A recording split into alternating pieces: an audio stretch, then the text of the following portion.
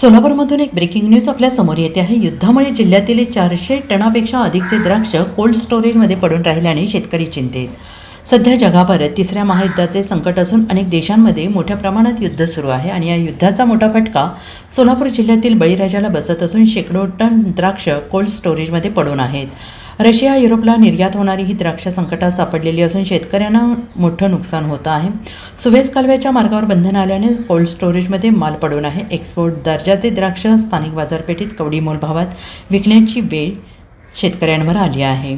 खूप बिकट परिस्थिती आहे, कारण माल जवळपास शेतकऱ्यांचा तयार झालेला आहे, पण अगोदरचाच माल इथून कंटेनरमध्ये न गेल्यामुळं पुढचा माल आम्हाला तोडता येत नाही।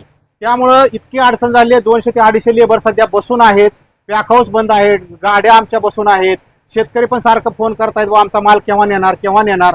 त्यामुळं ह्या 2 दिवसापासून खूप परिस्थिती बिकट झालेली आहे। आम्हाला पण समजत नाही हा मार्ग कसा निघणार आणि काय होणार।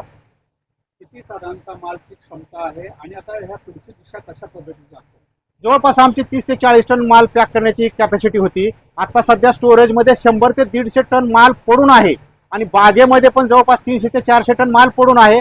त्यांचं टाइम टेबल आम्ही ठरवलेलं होतं की 2 दिवसामध्ये तुमचा पण टप्प्याटप्प्याने माल काढणार होतो, पण अगोदरचा जो हातात माल आहे तो आम्हाला न काढता आल्यामुळं त्यांचा पुढचा माल काढता येत नाही। त्यामुळे शेतकरी पण खूप टेन्शनमध्ये आहेत आणि आम्ही पण खूप टेन्शनमध्ये आहोत।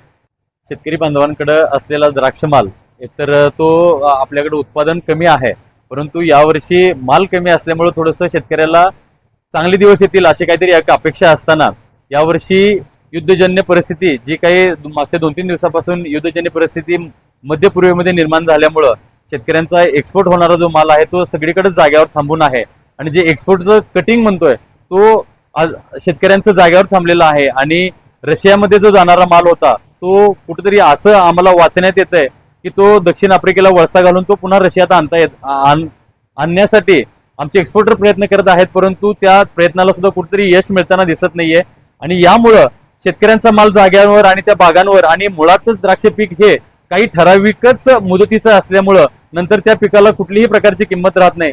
तर अशी परिस्थिती असताना आणि या शेतकरी बांधवांचं अशा मोठ्या प्रमाणावरती जे होणारं नुकसान आहे आणि हे नुकसान कुठेतरी भरून काढण्यासाठी शासनाने यासाठी भरीव प्रयत्न करावेत आणि शेतकऱ्यांना एक दिलासा द्यावा ही एक आपल्या माध्यमातून विनंती आहे।